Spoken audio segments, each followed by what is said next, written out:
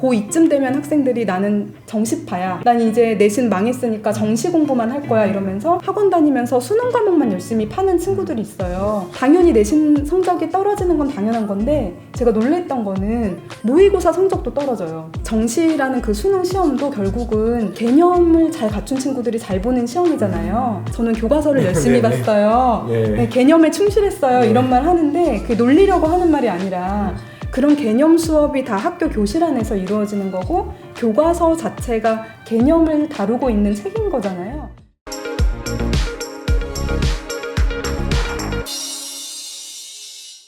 지금 계신 학교가 고교 학점제를 시범적으로 도입하고 있는 그런 학교라고 말씀하셨습니다.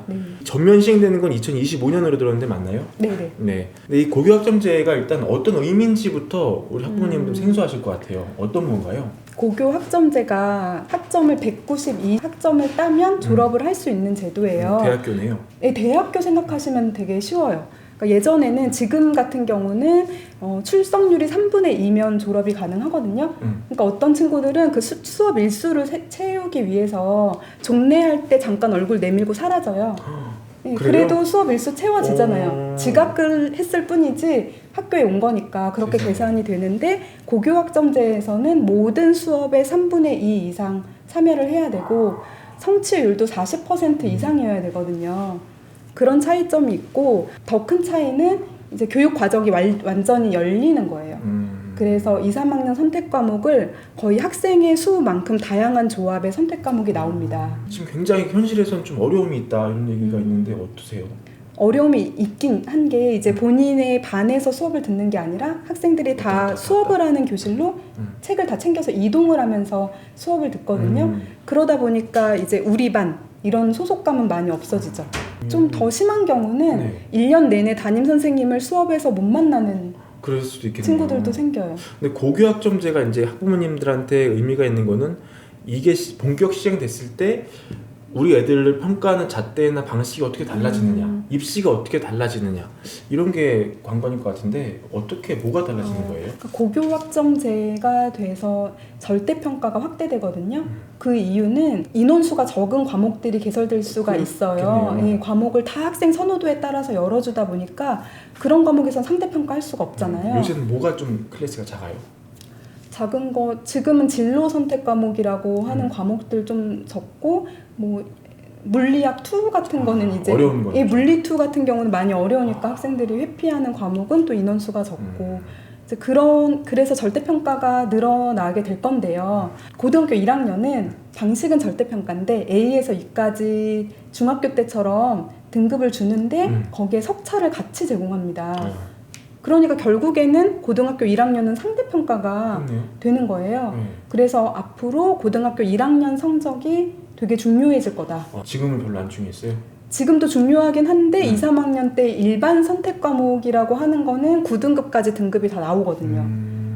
그러니까 그 과목들은 상대평가고 일부 절대평가인 게 있었던 건데 고교 학점제 확대되면 고 2, 3학년 때는 다 절대평가면 1학년 때 예체능 빼고 다 상대평가로 나온다는 얘기니까 도드라지는 거예요. 네, 그래서 중학교 사교육이 좀 심화되지 않을까라는 말씀들을 하시고 이게 변별력이 없어지니까 절대평가는 앞으로 아마 논술이나 면접을 통해서 학생들을 선발하는 게 생기지 않을까? 이런 우려 때문에 또 발빠르게 어머님들께서 논술학원, 스피치학원 보내시더라고요. 그래요. 근데 사실 큰 효과 없다고 말씀드리고 싶어요. 왜냐면 대입 논술은 그런 글쓰기 능력을 보는 게 아니라 교과 지식을 묻는 거거든요. 그러니까 차라리 독서를 더 열심히 하고 좀 심화된 지식을 잘 얻으려면 수업을 열심히 참여하는 게 더 낫겠죠. 초등학교 6학년 뭐 이때 지금 준비해야 될 거는 뭐가 없을까요? 제가 국어 교사라서가 아니라 정말 어휘력과 문해력이 전부라고 생각을 해요. 그래요? 그 시험 범위 자체가 중학교 때까지와 범위와 비교되지 않을 정도로 많아요. 그 아이들이 읽는 속도가 느리고 또 외부 지문도 많이 나오거든요. 시험 문제에. 그거 해석을 빨리빨리 못 해내면 공부를 잘할 수 없는 시스템이에요. 그래서 무엇보다 문해력을 키우기 위해서 노력하시라 이런 말씀 드리고 싶어요. 문해력을 키우려면 결국 책을 많이 읽어야 되는 건가요? 책도 많이 읽어야 되는데 그냥 소설 많이 읽는 것도 중요하지만 비문학 문제집도 좀 풀고 이 문학도 좀 미리 좀 접해보고 노력이 좀 필요하겠죠. 이 초등학교 3학년, 4학년 뭐 요때 이제 부모님 얘기를 저도 이제 간접적으로 듣게 되는데 어떤 분들은 막 이런 얘기를 하시더라고요. 4학년 때부터 진정한 입시 시작이다. 이제 3학년까지 놀아도 돼. 하지만 4학년부터는 정말 빡세게 시켜야 나중에 후회하지 않는다고 얘기를 해서 사실 이제 내년에 4학년이어서 고민이거든요. 이런 또래 이제 애들이 있는 학부모님께 좀 정확한 사실을 알려주시면 좋겠어요. 저는 빡세게 시킨다는 그 기준이 선행은 아니라고 생각하고 구멍이 없어야 된다. 그런데 제가 지금 저희 초3 아이가 초등학교 4학년 수학을 선행인가요? 예습인가요? 1년 딱 하고 있는데 갑자기 막 어려워지는 건 맞더라고요. 그래서 이 시기에 좀 봐주지 않으면 구멍이 날 수 있겠구나 이런 생각을 했어요. 네. 그러니까 이 시기부터는 정말 개념에 구멍이 없게 반복해서 학습을 하고 예습도 하고 본격적으로 공부하는 시기구나. 그런 것에는 동의를 하지만 뭐 초사에 모든 게 결정된다. 입시에 모든 걸 볼 수 있다. 이런 거는 확실히 과장됐다고 생각을 그렇군요. 하죠. 그런데 중학교 한 3학년쯤 되면 거기에서 최상위권을 유지하고 있는 친구들은 쉽게 본인 등급을 내주지 않거든요. 그러니까 중학교 때 고등학교 가서 열심히 할게요 하는 건 사실 어려워요. 그리고 이제 저희 때는 막 그런 문제집도 있었거든요. 막 100일에 기적해가지고 정말 이제 수능 막바지 납두고 막 열심히 하면 막 진짜 막 약간 남자애들 같은 경우는 역전도 막 하고 그런 경우도 있었는데 네네. 지금은 좀 어떻습니까? 그나마 수능은 뭐 달리면 역전이 가능한 시험이긴 하죠. 네. 그런데 역전이 쉽지 않아요. 예, 난이도 자체가 저희가 수능 볼 때 난이도가 아니에요 이미. 훨씬 어려워졌어요? 훨씬 어렵고요. 국어 같은 경우도 네. 저희 때는 그냥 책 많이 읽은 친구들이 잘 푸는 경우도 있었거든요. 맞아요. 그쵸. 근데 요즘에는 킬러 문항들이 있어요. 너무 다 같이 사교육을 달려서 그런지 모르겠지만 킬러 문항들을 놔둬서 그거는 정말 뛰어난 친구들 아니면 손도 못 대는 그런 문항들이 많이 있습니다. 아마 비문학 수능 시험 끝나고 나서 비문학 제재 한번 보시면 이게 한국말인데 무슨 얘기지? 이런 거 있으실 거예요. 과학 지문, 경제 지문 이런 거 말도 못하기 어렵거든요. 그렇군요. 그래서 불쌍하다. 뭐 한 3개월 안에 역전해보겠다 이런 거는 사실 좀 힘들지 않나 싶어요. 네. 고등학교 아이들을 많이 보시면서 많은 이제 데이터를 갖고 계실 것 같아요. 그래서 오랫동안 봐서 좋은 대학을 잘 가는 친구들은 평균적으로 좀 어떤 이제 타입이었는지 이런 게 좀 궁금하네요. 확실히 선행 여부는 아니었고요. 최상위층에도 선행한 친구 안 한 친구 있었고 아까 말씀드렸다시피 독서를 꾸준히 했던 친구들 중에서 또 공부 양도 늘려갈 수 있는 친구들 그리고 부모님과의 관계도 좀 좋아서 동기부여를 잘 받은 친구들 그런 친구들이 공부 욕심도 있고 공부 욕심이 있다는 얘기는 수행평가 1점도 난 놓치지 않겠어 이런 마음가짐이 있는 친구들은 잘하는 것 같고요. 그리고 정말 말씀드리고 싶은 게 유불리를 따지지 않고 항상 우직하게 공부하는 친구들이 결과가 좋더라고요. 정말 공교육 교사라서 드리는 말씀이 아니라 고2쯤 되면 학생들이 나는 정시파야.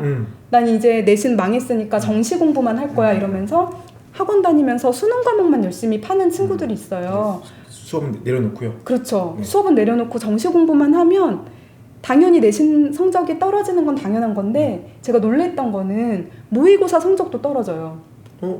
우리 그거에 주안점도 궁금한데 왜 떨어지는 그렇죠. 그래서 저도 놀라서 왜 그럴까 고민을 많이 해봤는데 답은 이거예요. 이제 정시라는 그 수능 시험도 결국은 개념을 잘 갖춘 친구들이 잘 보는 시험이잖아요. 그러니까 수능을 만점 받은 친구들 얘기 들어보면 저는 교과서를 열심히 봤어요. 네, 개념에 충실했어요. 이런 말 하는데 그게 놀리려고 하는 말이 아니라 그런 개념 수업이 다 학교 교실 안에서 이루어지는 거고 교과서 자체가 개념을 다루고 있는 책인 거잖아요.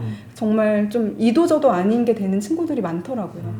수시랑 정시랑 결정은 언제 하는 게 좋을까요? 고2 초반에 내려놓는 거는 좀 위험하다 생각을 하고요. 고등학교 2학년 2학기 정도는 돼야 수시 정시를 좀 결정할 수 있겠다라고 생각을 해요. 끝까지 해봤는데 학생부가 너무 안 나와서 정시를 해야겠다 이건 어쩔 수 없는데 좀 안타까운 사례는 고등학교 1학년 학부모님들도 우리 아이는 정시파니까 정시반 좀 만들어달라 이렇게 요구하시는 분들이 있는데 정시로 대학 잘 가는 거는 정말 바늘구멍 뚫는 거거든요. 그래도 재학생에게 유리한 전형은 수시 전형입니다. 재학생들끼리의 경쟁이지만 정시는 수많은 재수생, N수생, 특목고 자사고에서 내신이 따기 힘든 친구들 다 몰리는 시험이기 때문에 훨씬 어렵죠. 영어 유치원 이건 어떻게 생각하세요? 저는 두 가지를 보는데요. 아이의 언어감이 정말 뛰어나다. 그러면 효과 볼 수 있다고 생각을 해요. 그렇고 또 부모의 어떤 경제력도 있다. 그러면 보내셔도 되죠. 하지만 언어감이 없다면 사실 크게 효과를 못 보는 것 같아요. 저희 아이들이 어렸을 때 이제 아빠 따라서 외국에 잠시 살았거든요. 근데 큰아이는 언어감이 있어요. 미국 학교에 가서 한 3개월 만에 이제 무리 없이 말하고 이런 걸 봐가지고 언제 갔어요? 얘가 한 5살 정도에 갔는데 그래서 영어 유치원 이래서 보내는구나 3개월 만에 말이 다 되는구나 그랬는데 저희 둘째는 미국에서 태어났거든요. 그리고 유치원도 1년 심지어 다녔어요. 그런데 말을 못 하더라고요. 집에서 한국말을 하니까. 그런 걸 보면서 내가 만약에 뭐 200만 원 가까이 돈을 내고 영어 유치원에 보냈는데 얘가 말을 하지 못한다. 그러면 나는 너무 후회했을 것 같다. 그렇잖아요. 그런 생각을 했어요. 그래서 굳이 막 빚을 내서까지 보낼 곳은 아니다 라고 생각을 하고 하지만 뭐 그렇다고 집에 그냥 두는 건 안 되고 엄마표 영어 해줄 수 있겠죠. 엄마표 영어로 동영상 계속 노출시켜주고 애니메이션 틀어주고 넷플릭스나 이런 거 활용하시면 독서 계속 시키시면 초등학교 때 가서 좀 학습식으로 영어 하더라도 입시에는 큰 영향이 없다고 생각을 해요. 어떤 아이는 1, 2등급을 받는데 우리 아이는 노력해도 3, 4등급일까? 아이를 다그치는 학부모님 얘기가 나오거든요.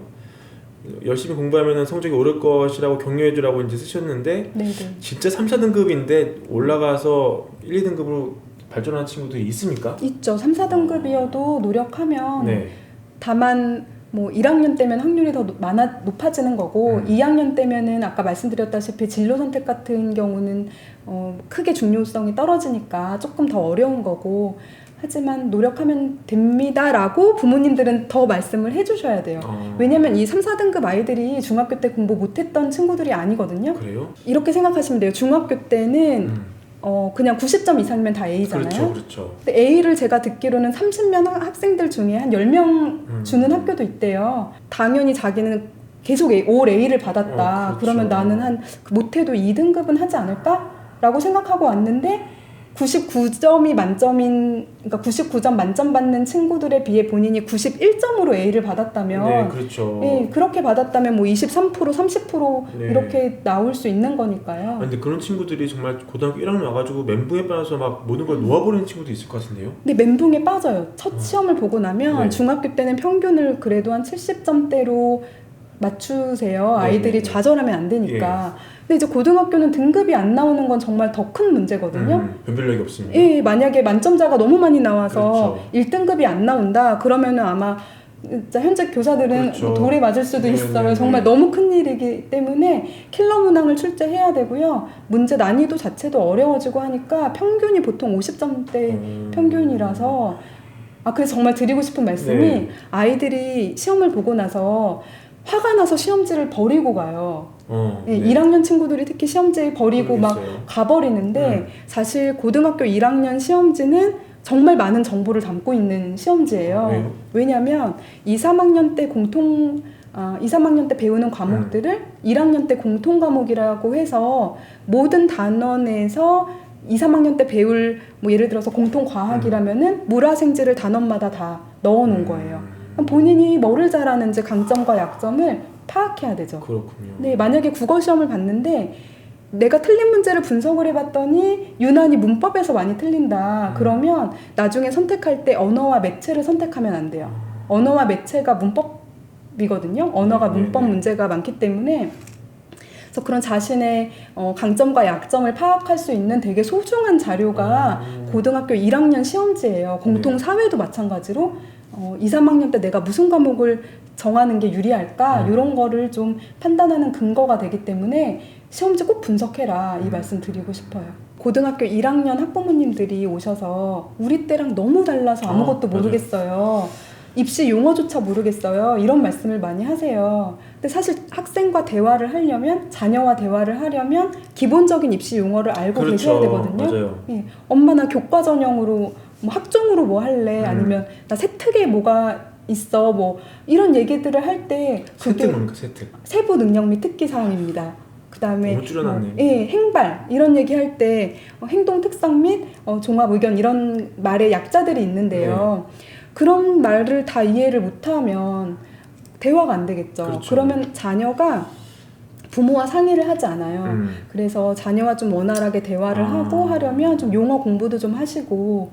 그러니까 제가 되게 궁금했던 게 아이를 초등학교 보내는 부모님들은 네. 초등학교 입학 준비 막 이런 책도 사서 읽으시고 네. 공부를 많이 하시는데 중학교와 고등학교는 별 차이가 안 난다고 생각해서 그러시는지 너무 보지 않고 그냥 보내신다는 느낌을 받았고요. 그러다 보니까 고등학교 2학년 담임을 할 때는 어머님께서 오셔서 그때 아이 학생부 처음 보시는 분들도 있어요. 그러고서 이렇게 무단 결석이 많은지 몰랐다. 이렇게 독서가 텅 비어 있는지 몰랐다. 이런 말씀하실 때 많이 안타깝죠. 그렇군요. 지금까지 못하신 말씀 중에 필요한 얘기. 저는 좀 안타까운 게 고등학교 생활에 대해서 대화를 하다 보면 모든 게 다 입시에 초점이 맞춰져 있잖아요. 그러니까 당연히 입시가 중요하다는 거는 동의를 하지만 뭐 신문이나 무슨 언론에서도 상위 15개 대학에 대해서만 보도를 하고 맞아요. 근데 그 상위 15개 대학이라고 하는 대학을 갈 수 있는 친구들은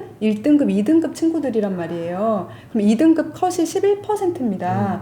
그러면 11%의 아이들을 위한 보도는 나가는데 그 밑에 있는 거의 90%에 달하는 아이들은 학교 현장에서 사실 소외되어 있다고 생각을 하셔도 돼요. 그래서 되게 사실 바라보면서 안타까워요. 아이들이 내가 뭐 내신 성적이 7등급인데 내 존재 자체가 7등급이다 이렇게 받아들이고 힘들어하는 친구들도 있거든요. 네. 그래서 집에서만큼이라도 너 7등급이어도 너의 존재 자체는 1등급이야 이렇게 조금 오글거려도 이런 말씀도 좀 해주시고 좀 자신감 가질 수 있도록 격려해 주시고 그리고 정말로 아이들이 바라보는 그 시각은 좀 좁잖아요. 네, 좁죠. 근데 지금 4차 산업혁명 시대에 사실 공부 잘한다고 뭐 다 잘할 수 있는 거 아니고 지금 이런 유튜브도 굉장히 좋지 않나요? 그럼요. 네. 네, 그래서 새로운 분야죠. 네. 그래서 너 공부 못해도 할 수 있는 거 되게 많아. 잘할 수 있어. 좀 이런 긍정적인 말씀 많이 하시면서 격려해 주셨으면 좋겠습니다. 김지영 선생님 모시고 좋은 얘기 많이 나눠봤습니다.